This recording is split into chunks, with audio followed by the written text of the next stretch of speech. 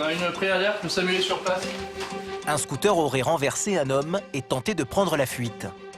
Pas une minute à perdre, Jérôme se connecte au système de vidéosurveillance de la ville de Paris. Un réseau de 1700 caméras qui filme en temps réel les principaux axes de la capitale. On a cette caméra, ça c'est la caméra qui visionne. Et l'accident s'est passé quelque part ici, à cet endroit-là. La caméra n'était pas dans le bon axe au moment de l'accident. Elle permet néanmoins à Jérôme de collecter de nombreux indices. Là on a la victime, après on a des gens qui se précipitent. Notamment le comportement du conducteur après le choc. Sur les images, le policier repère le scooter lorsqu'il quitte les lieux, quelques instants après l'accident. Un détail attire son attention. Sans casque. Sans casque, le conducteur s'éloigne. Puis soudain, sans raison apparente, fait demi-tour et revient sur les lieux de l'accident. L'accident a lieu, soit il a perdu le casque ou... Sur place, le conducteur ne semble pas être revenu pour porter secours à la victime, mais simplement pour récupérer son casque, avant d'être emmené à l'écart par un médecin du quartier. Entre-temps, la victime est prise en charge par les secours et transportée en urgence à l'hôpital. On a tout, on a le mec en photo, on a tout. On le voit partir et revenir 10 secondes plus tard. Grâce aux caméras, Jérôme dispose d'un premier faisceau d'éléments. Mais beaucoup de questions restent en suspens. Quelles sont les circonstances exactes de l'accident? Qui a grillé le feu? Le piéton ou le scooter? C'est sur place que Jérôme et son équipe vont devoir trouver les réponses. Là, t'as du débris. Là, t'as des traces, t'as des marques. C'est assez frais en plus. L'accident a laissé des traces. Au sol, les enquêteurs constatent des marques de ripage. Ça, c'est frais. Et surtout des taches de sang qui témoignent de la violence du choc. Les policiers du quartier, arrivés en premier sur les lieux, complètent les informations récoltées par Jérôme. Au niveau blessure pour elle, ça serait quoi? Pour le monsieur, la victime, Ouais. un trauma crânien. Pour le civil vital engagé, il était semi-conscient parce qu'ils l'ont reboosté avec des médocs. Le conducteur du scooter souffre de son côté de légères blessures. Avant d'être évacué par les pompiers, les policiers du quartier l'ont soumis au test de dépistage pour l'alcool et les stupéfiants. Ils se sont révélés négatifs. C'est pas celui-là? Le scooter, garé à proximité des lieux, intéresse également Jérôme.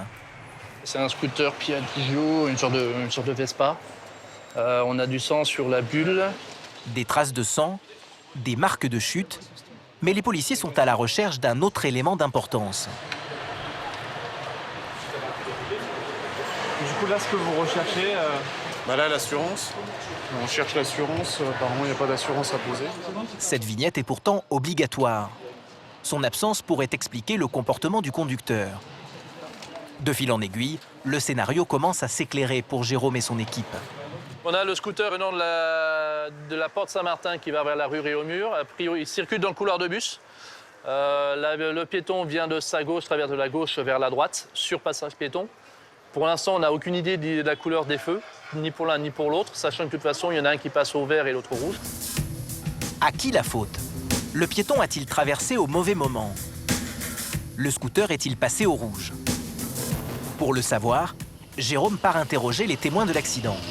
Je suis arrivé près du monsieur et j'ai stoppé les voitures parce qu'il y avait des voitures qui passaient, donc le feu était vert. Ouais. Les voitures, en fait, ne voyaient pas qu'il y avait quelqu'un, comme c'était entre la voie de bus et la voie... Donc immédiatement après l'accident, il y avait des voitures en circulation. Donc le feu était au vert, a priori. Ah oui, il était ouvert. Et concernant le conducteur du scooter, qu'est-ce qui vous a frappé? Vous l'avez vu? Non, je l'ai vu, il avait pas l'air bien, il avait l'air pas bien, choqué, machin. Moi, je suis motard aussi, donc... bon. Et après, il est parti, il a fait quoi? Moi, je l'ai vu partir, je comprenais pas. Et après, en fait, il est revenu. Et après, je l'ai revu ici. Il était assis là sur la fontaine. Là. Malgré la bonne volonté des témoins, leurs récits sont trop imprécis, voire même contradictoires. Jérôme décide alors d'inspecter les commerces voisins en quête de caméras de surveillance, notamment dans ce bar situé en face du lieu de l'accident. Est-ce que vous avez des caméras qui donnent sur l'extérieur ou au moins un peu la chaussée? Des caméras qui donnent sur l'extérieur, mais ça va pas jusque là-bas. Et la chaussée là, devant le restaurant? Devant le resto, ici. Dans une petite pièce au sous-sol du restaurant, un ordinateur enregistre les images des caméras installées à l'extérieur du bar. L'angle de prise de vue ne permet pas de voir directement l'accident.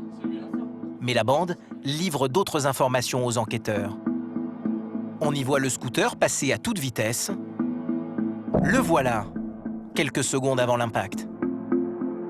Suivi de la réaction des clients effrayés. La vidéo, en apparence anodine, permettra pourtant aux enquêteurs de déterminer la vitesse du scooter, mais également la couleur des feux au moment des faits. Vous avez vu ça? Alors, exact? 10h30 et 27. Au niveau scooter, tu as pris tous les constats? Alors que Jérôme et son équipe s'apprêtent à partir, ils font une constatation pour le moins surprenante. Qu'est-ce qui se passe? On n'a pas lu le scooter. Le scooter impliqué dans l'accident a disparu en l'espace d'une trentaine de minutes. Il n'avait pas les clés dessus. Je le sens pas du tout, lui.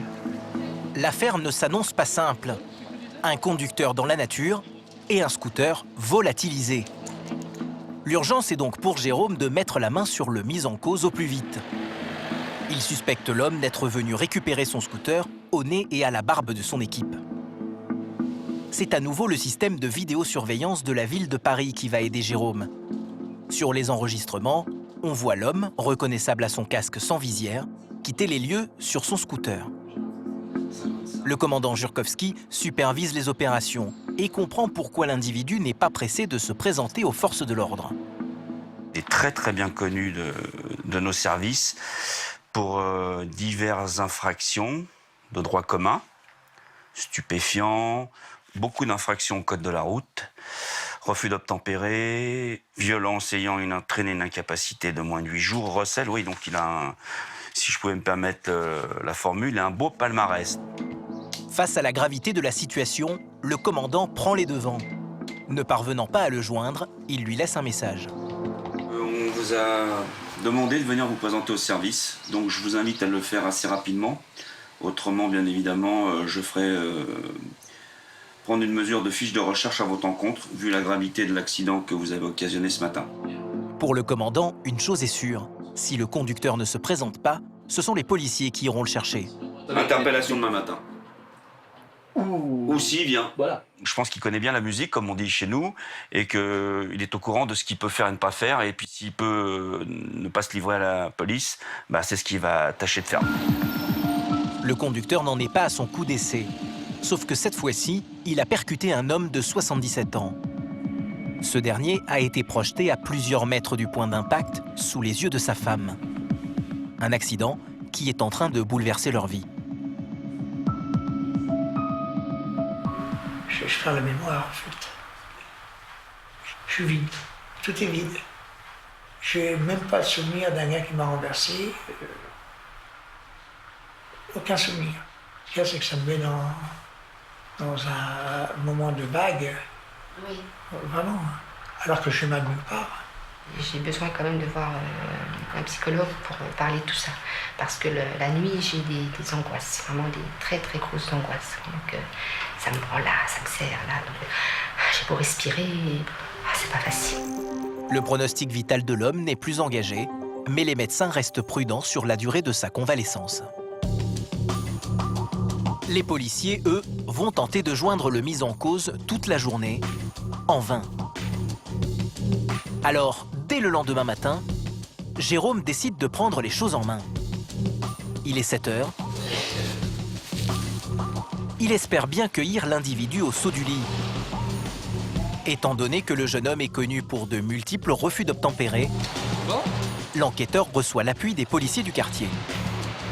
Le conducteur habiterait dans cet immeuble du centre de Paris. Police, ouvrez!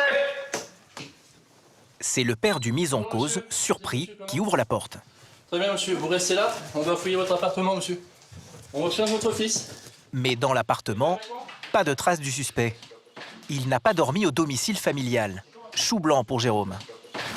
Il n'est pas rentré, je sais qu'il était à l'hôpital hier matin. Ouais. Il vous a dit quoi? J'ai pas envie. Alors, je voudrais pas vous faire un petit choc, c'est que votre fils, il est un petit peu embarqué dans une sale histoire. Vous n'avez pas moyen de savoir où il est? Non, j'ai pas. Je vais vous le ramener. De gré ou de force, je vous le ramène. Laissez-moi quelques heures, simplement. De toute façon, vous savez ce qui va se passer, c'est simple. Je vous le ramène. Il va avoir une fiche de recherche au cul. Oui, non. Donc c'est-à-dire que sur n'importe quel contrôle, il va se faire contrôler et puis après, ils vont nous le ramener.